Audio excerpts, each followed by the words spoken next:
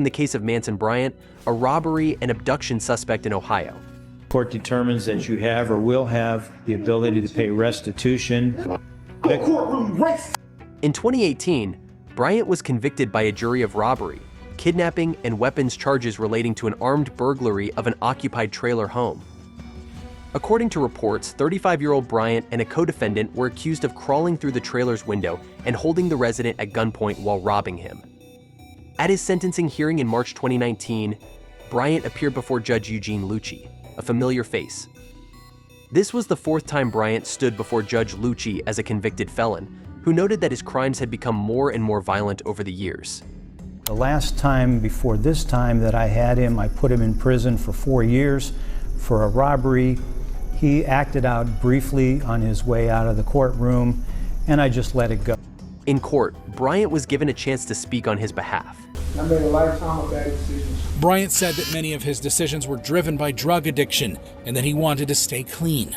He also praised Lucci and the justice system as a whole. It's not how I want to finish my life. And despite the circumstances of my upbringing, I understand that I can't continue supporting others for my actions. I have a newfound respect for the efforts of the attorneys, judges, juries. Bryant pleaded with Judge Lucci for an opportunity to still make something out of his life.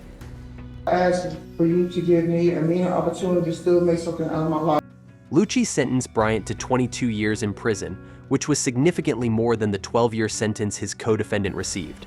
Bryant wasn't happy about that and made sure to let Judge Lucci know.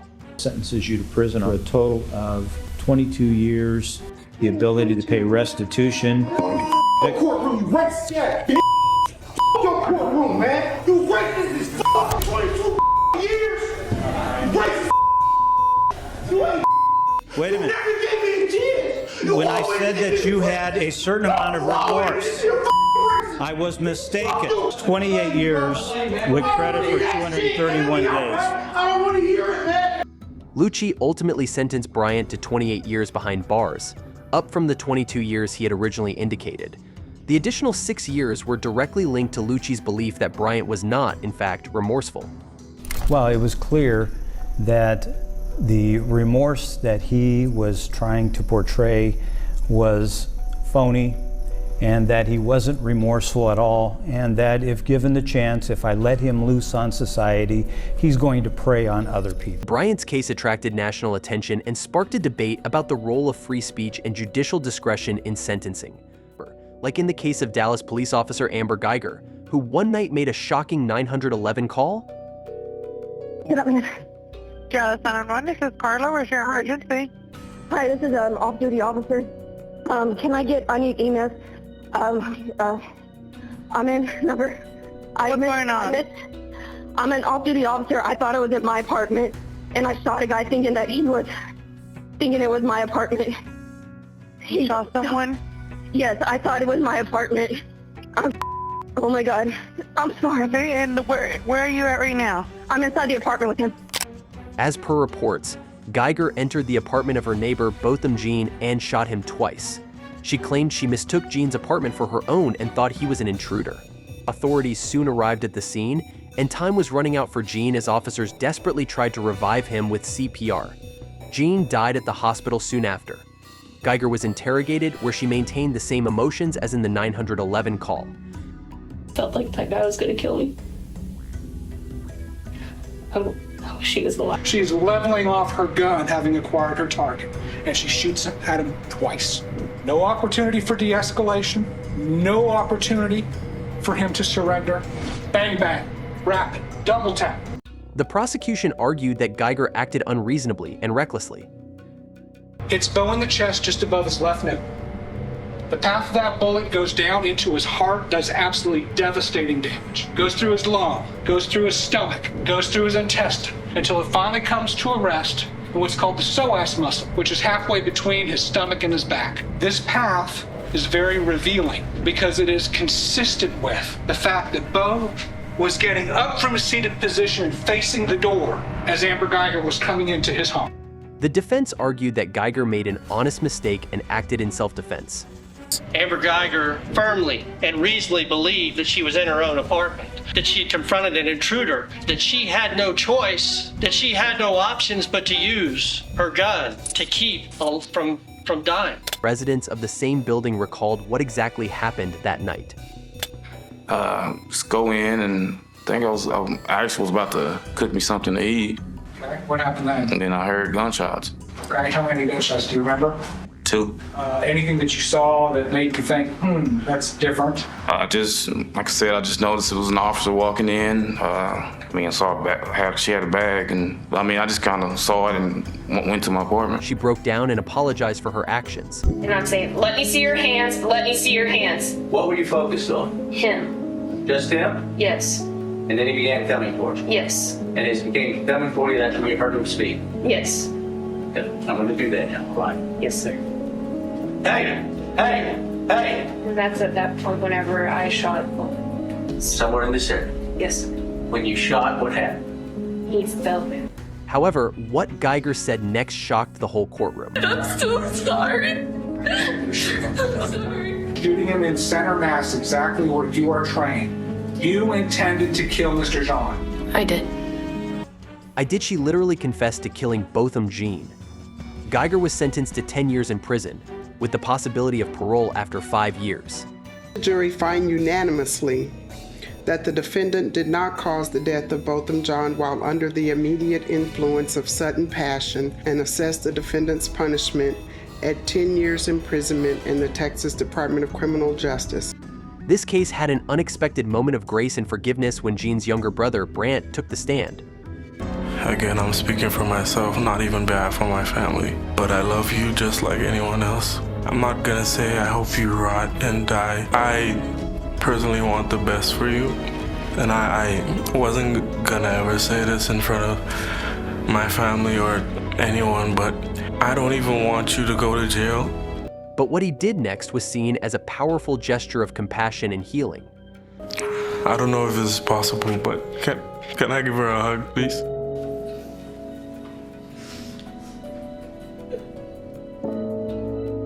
Another moment of kindness came from the presiding judge, Tammy Kemp, who hugged Geiger and gave her the Bible, telling her to read it and find God.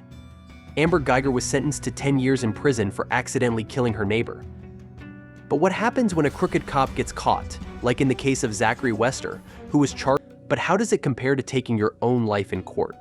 This is Michael Moraine, an ex-Wall Street trader who was accused of arson in Arizona in 2008.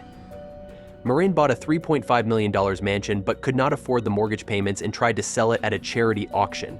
When no one bid on his house, he set it on fire. Fire. Okay, and what's your emergency? Yeah, my house is on fire. Are you going to be able to get out? I've got one of those ladders. You have a ladder where? I'd rather work on that than talk to you, so let me get the hell out of here. Moraine escaped the burning mansion using a rope ladder and scuba gear. He later relived the dramatic escape from his hospital bed. Had some air left in that tank, and that's what enabled me to get back to the window and deploy that ladder. If I hadn't had those two things, we wouldn't be talking. Phoenix Fire Department investigator Jeff Peabody believed Moraine had intentionally set fire to his house. Moraine was arrested, found guilty of arson, and sentenced to 21 years in prison.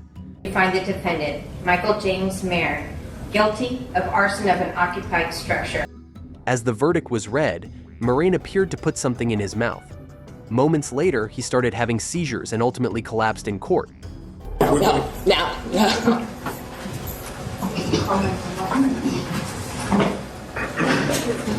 Now she can fire the suspects down. Moraine was taken to the hospital, where he was pronounced dead. An autopsy confirmed that he had ingested cyanide. Investigators also found a canister labeled as cyanide in his car and a delayed email from Moraine to his son containing details about his will and his car. Moraine's death, caught live on camera, was a truly shocking courtroom moment. But how does it compare to the antics of a cold-blooded murderer like Scott Nelson? This is Scott Nelson, a murder and kidnapping suspect in Orlando, Florida. I am a homicidal maniac. He lit a firecracker. He lit a bomb. 55-year-old Scott Nelson, an ex-convict, decided to rob a wealthy homeowner in Winter Park, Florida. I wasn't particularly happy with this. Sure. See, these people in Winter Park, for instance, right? They have everything by the They have beautiful homes and beautiful cars and golf courses. I'm walking down the street while all these rich people are walking around buying jewelry and they're having their good life and all this stuff. I wouldn't give a rat's about me. According to reports, Nelson broke into the house on September 27, 2017, and encountered Jennifer Fulford, the nanny of the homeowner's children. When Jennifer went missing, her employer reported her disappearance to 9/11. My nanny is missing. This is what's unusual is her purse is here. Okay. Her car's gone, her purse is here, and nobody's heard anything from her since 11. Nelson kidnapped Fulford at gunpoint, binding her with zip ties and duct tape that he had purchased earlier. He then forced her to withdraw money from her account at an ATM. Later, he drove her to a vacant lot, where he stabbed her multiple times in the chest and back, leaving her body there. In court, Nelson shockingly blamed society and the government for his actions. Once you kick a dog enough times, they tend to bite back. And really, they just don't care anymore. Tell us about your plan. My plan was to get some money. He lit a bomb. He knew it too. And they laugh about it after. That's what corrections does. That's what the government does. That's all they've ever done to me. They've turned me into an animal.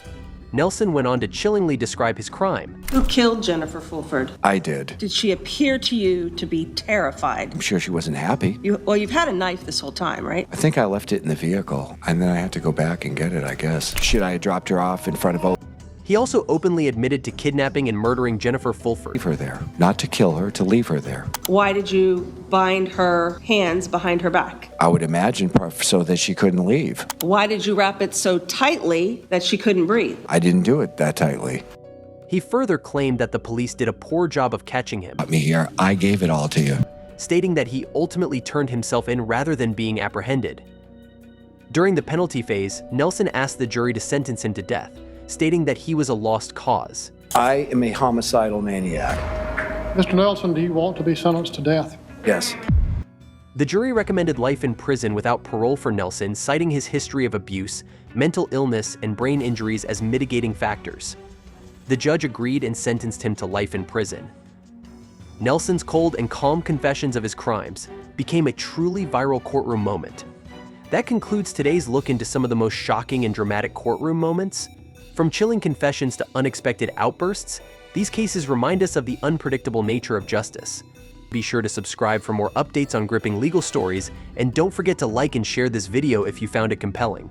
Thanks for watching, and we'll see you next time. As the Johnson brothers are escorted out of the courtroom, their faces remain stoic, unaffected by the heavy sentence they have just received. The courtroom, filled with tension and emotion, begins to settle as the reality of their 30-year convictions sinks in. Their supporters, visibly shaken, continue to sob, but the brothers themselves display no outward signs of remorse, their expressions unchanged as they walk away from the life they once knew. The sound of their departure echoes in the hushed room, leaving behind a sense of finality. Judge Salem's decision, though harsh, serves as a reminder of the consequences of involvement in violent, organized criminal activity. While family members mourn the loss of their loved ones to the prison system, the community breathes a sigh of relief, knowing that 2 of Jacksonville's most notorious drug traffickers are now off the streets. In the end, the case of the Johnson brothers stands as a stark illustration of how even those bound by blood can be brought to justice for the destructive paths they choose. As we reflect on the courtroom dramas we've witnessed today, from the cold indifference of drug lords like Jimenez and Williams to the emotional plea of Andrade's remorse, it's clear that the fight against organized crime is relentless. Whether it's through the harsh words of a judge, the emotional testimony of grieving families, or the unwavering determination of law enforcement, justice seeks to ensure that those who profit from the suffering of others will ultimately face the consequences. And so, with the closing of this chapter, we leave you with the reminder that while some may escape the law for a time, justice has a way of catching up sooner or later. Thank you for joining us today, and be sure to stay tuned for more stories of justice, redemption, and the long road to accountability. But as we see in the case of Wallace Bigger, not all dealers live a lavish lifestyle. The judge is biased. And as I said from the start, Andrew Conning would not to be a fair trial. Police say that Bigger moved a significant pipeline of prescription drugs through Annam County in northern Michigan over the course of a number of years. The operation involved obtaining thousands of morphine pills and other controlled medications from a doctor in Sagen, which were then sold by Bigger from a number of locations across the county. However, despite bringing in more than $220,000 from the spoils of his illegal trade, Bigger barely got by, living in practical squalor in a camper van on his daughter's driveway. Throughout his trial, the 71-year-old remained defiant, protesting his innocence and berating his legal counsel and the criminal justice system as a whole. He tried to fire his lawyer on a number of occasions and claimed that he was framed by law enforcement officials. He was eventually convicted of conducting a criminal enterprise, the most serious charge possible under Michigan's racketeering laws. Today, Bigger is appearing before Judge Philip Rogers for sentencing. The judge doesn't hold back as he lays out the elderly drug lord's trashy living conditions and resentful nature. You live a big lifestyle where you're sitting out next to the cement pond with the BMW parked to the driveway. No, you weren't. You lived a pretty crummy lifestyle, time to time, a camper in your daughter's front driveway, but it didn't stop you from being manipulative. It didn't stop you from abusing other people. Bigger is less than pleased, and when he approaches the podium to speak, what he has to say shocks the court. I did not sell drugs. Did I do nothing? Maintaining his brazen pretense, the drug dealer continues to feign innocence. He then goes on to complain bitterly about his lawyer and even accuses Judge Rogers of being biased, repeating his claim that he did not get a fair trial. I believe the judge is biased, and I said for it from the start, Antrim County would not give me a fair trial. And I did not get a fair trial. And I got a screwy lawyer. The prosecution team disregards his dubious claims, arguing that he was the main pill dealer in Antrim County. They appeal to the judge for the harshest sentence possible, wanting to use Wallace Bigger to set an example for any other would-be dealers. He was the primary provider of morphine during that time period within Antrim County. He kept going back to Saginaw and was getting 800 pills a month, bringing them back here. Hopefully his sentencing at the high end of the guidelines and the consecutive nature will send a message to anybody that may want to fill that vacuum that regardless of your age, there is a consequence if you are caught trafficking this quantity of controlled substance. Judge Rogers ultimately sentences Bigger to a minimum of 20 years in total, meaning he will likely never see the light of day again.